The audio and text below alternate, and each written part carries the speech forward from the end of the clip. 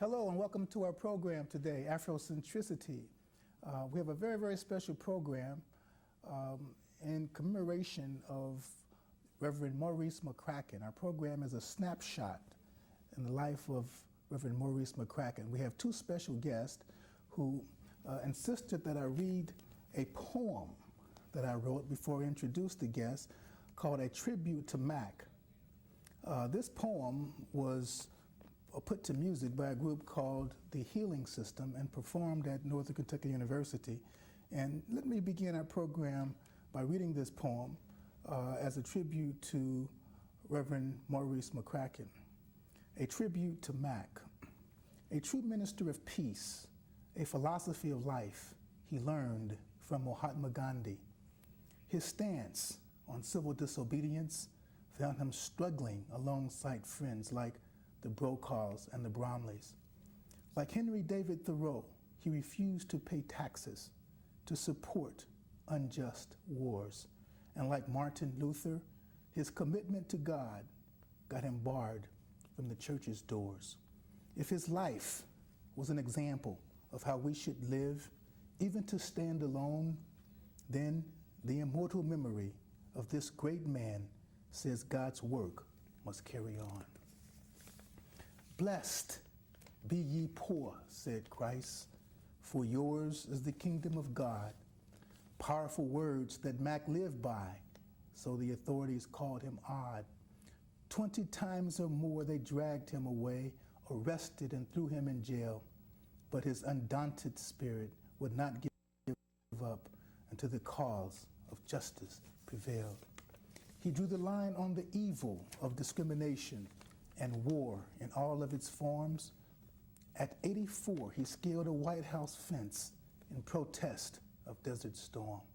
With Jesus as a role model and truth as a sword, the dignity of how he lived means he'll forever walk with the Lord.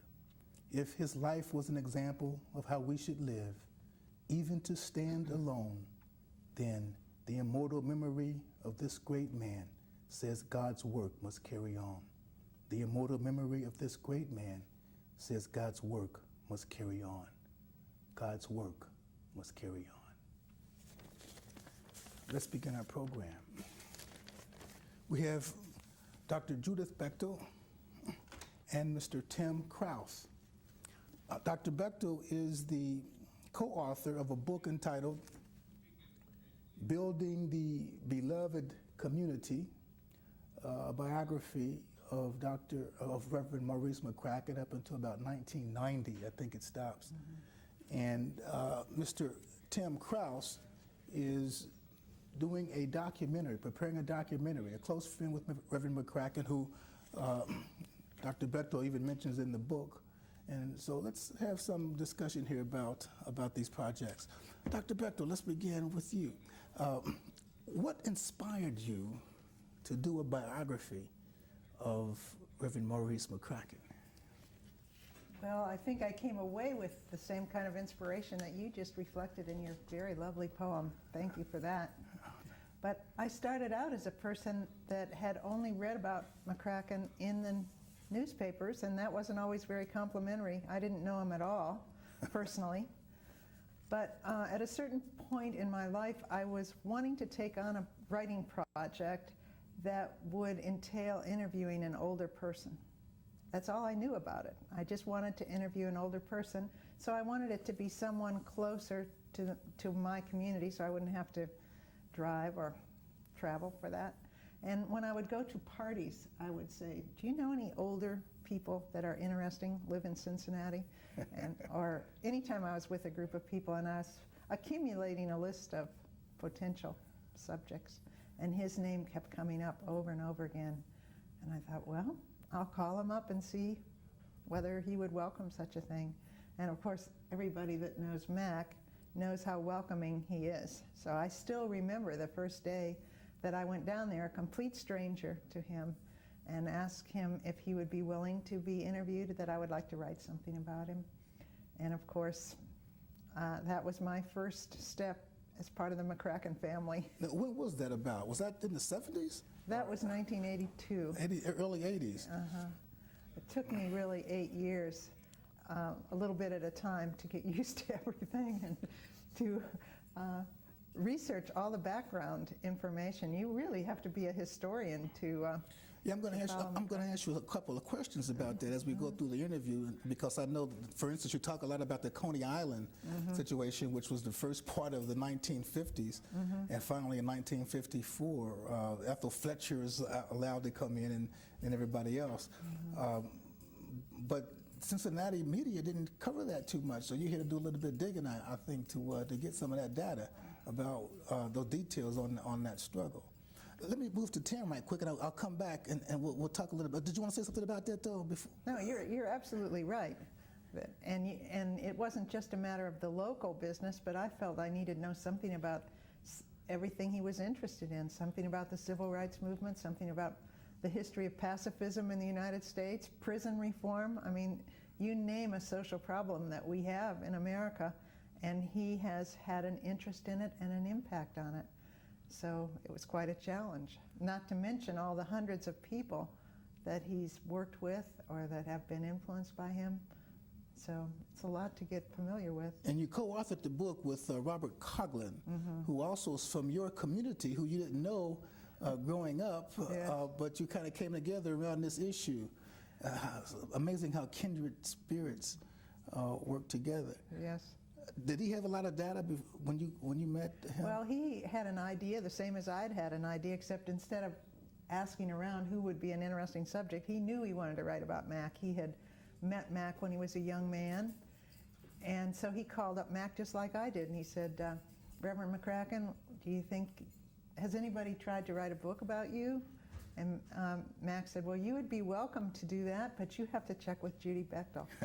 And it turned out that we didn't know each other. I taught at Northern Kentucky University. He taught at Berea College right down the road.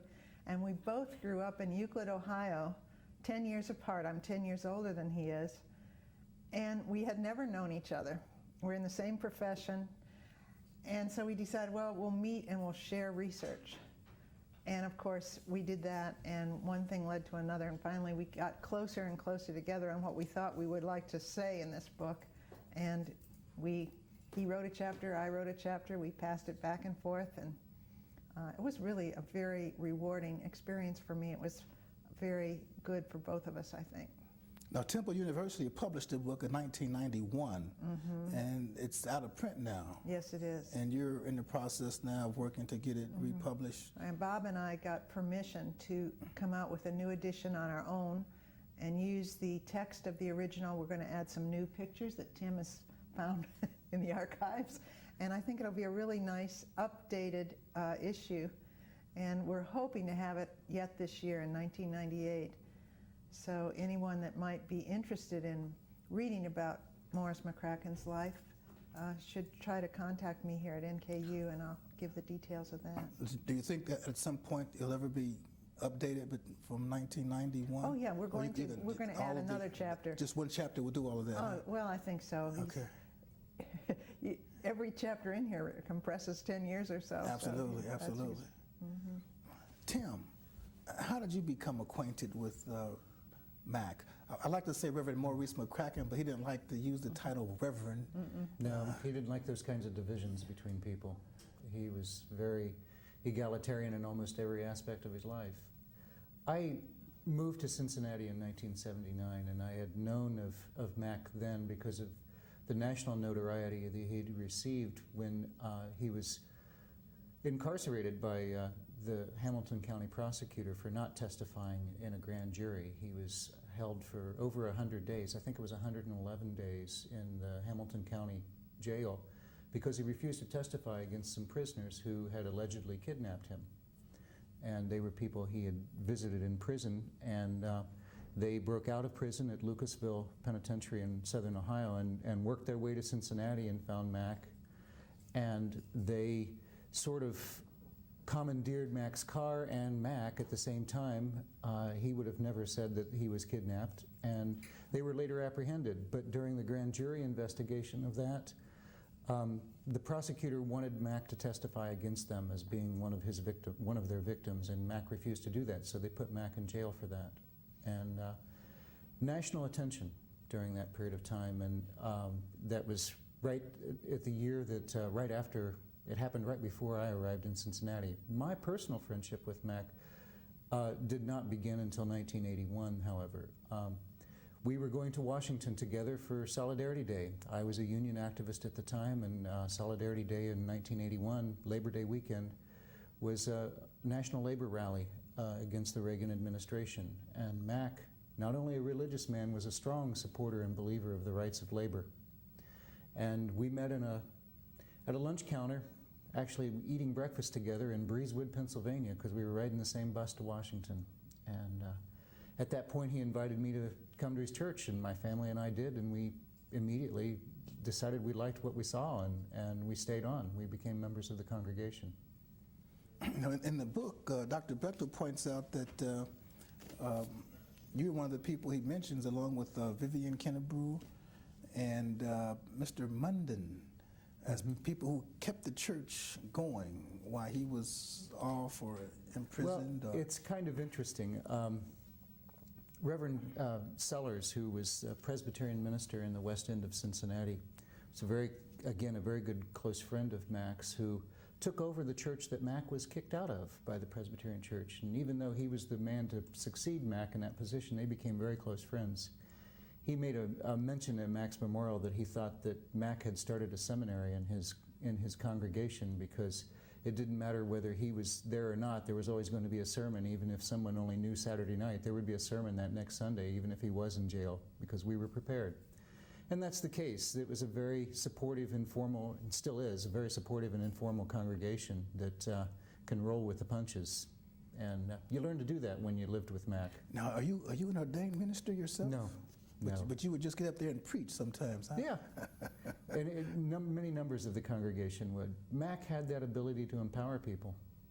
He would put a lot of faith and trust in people that he was close to, and that provided people with a pedestal from which to elevate themselves beyond anything that they were ever thinking that they were capable of. Mm-hmm. That was the kind of person he was.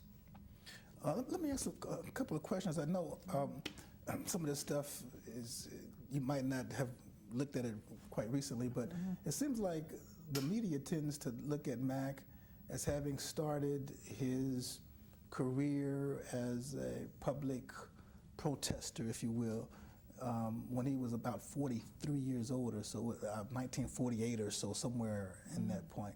But you make some interesting points about even in the church in Indiana, that he was actually in the 1930s, or at the time of World War II, when World War II began. You make the point that he urged his congregation, I think, to not sit favorably with, as the United States was attacking other people and the Japanese. He was inspired by a Japanese Christian, 1930, and he urged the people to look at the Japanese as farmers and citizens of their country just like himself. So he had been doing this type of thing before 1948. Yes, well, Tim just reminded me before your show that in 1927, as Mac was getting ready to go to seminary, as a young man, he joined the Fellowship of Reconciliation, which was a pacifist organization. That was before he was a missionary to what is now Iran. So he was a pacifist from way back. And during World War II, when he was in the Chicago area and Hammond, Indiana area, he always had returning soldiers from his congregation tell their story. He always welcomed personal stories, but he didn't make any secret of the fact that he was against war himself. And that congregation, like every group of people he's ever been affiliated with, loved him so much personally that they forgave him for requesting that they be friendly toward Japanese people and not think of Germans as all bad, etc., during World War II. And so that's been a real consistent pattern. But what happened in 1948, after he'd come to Cincinnati, was actually the first time he had carried a protest sign. And that was in relationship to the college, well, what was then the Conservatory of Music. And he said he felt very undignified as a minister to be carrying a sign. But of course, as you have just said in your poem and elsewhere, he did some much more radical things than that once he got warmed up to the idea. So basically, it was, he believed in these things up until 48, but something happened in 48 to make him, of course, he had lived here about. Well, I'll tell you what happened. He met Ernest Bromley. And Wally Nelson. And Wally Nelson. And Juanita Nelson. And there's a sort of synergy that happens when these folks meet each other, each one radical in their own way, all approximately in the same age group, and it's really those folks together that hold Mac to acting out his high ideals. So Ernest, in a sense, was almost like his accountability partner, in a sense. His whole life. Well, one of the things that Mac would often say in his later years is that he was thinking of taking Wally, Juanita, and Ernest and Marion to court because they were responsible for his adult delinquency. And they were remarkable people. Ernest and Wally were actually on the very first Freedom Ride in 1947. They got on that bus and went south. Yeah, I interviewed Ernest on one of these programs, and he was a journey of reconciliation, right? And that was they were before CORE and doing the Freedom Rides in the 1940s, and so he had been active a long, long time, and he wasn't that big of a fella, but he would take a lot of punishment. You mentioned, for instance, I think in the Coney Island situation, when they were trying to integrate Coney Island, it became quite violent, it seemed. You know, nigger lover and all this kind of stuff. And one of the guys couldn't take it. A new photographer or something kind of stuck back there and hit somebody or did something. And Ernest Bromley said, we can't afford this kind of behavior. I think it's important to point out with all these demonstrations and so forth that they always started out as discussions that escalated. I mean, in a sense, Mac was a member of a ministerial group that went to the management of Coney Island for months, trying to reason with them and requesting that they open their gates to black and white alike and so forth, and they wouldn't have any part of it. And so it was then that they decided, well, they would just drive up there in cars of mixed black and white in the cars, and every time they would do that, why, somebody at the gate would say, well, today is Kroger Day or P&G Day or some reason they couldn't go, but yet they were letting all the other cars through. And as you pointed out, they would cause quite a traffic jam on Kellogg Avenue. But I think it's always important to say that these things don't start with the protest. That becomes the last resort to call some attention to it. And it took years at Coney Island before they actually had an open policy. The way you laid it out in the book was really interesting on how even Uncle Al and Captain Wendy would say, come to Coney Island. Coney Island, for our younger audience, is like I guess the precursor of Kings Island now, but it was down on Kellogg Avenue. And I think, was it Marion Spencer who called and said she wanted her children to go and could colored people come or something, and they said, this is going to be some difficulty. So from that point forward, it became an issue. You're going to make a comment, Tim, on that? Yeah, I was just going to say that Marion Spencer was probably one of the true heroes of that particular campaign, and it points out another quality that Mac and Ernest had too, is that they took leadership from people outside their circles. They took leadership from Marion Spencer. Marion had a lot more at stake than they did because of the color of her skin, because of her racial background. And they respected that, and they wanted to offer her support. And it was that kind of commitment that she had that inspired them to go on. And it's a rare individual, I think, who can sense that and be willing to take leadership from other people. And being willing to take that leadership conveys a lot of power to them, and they were very good at that.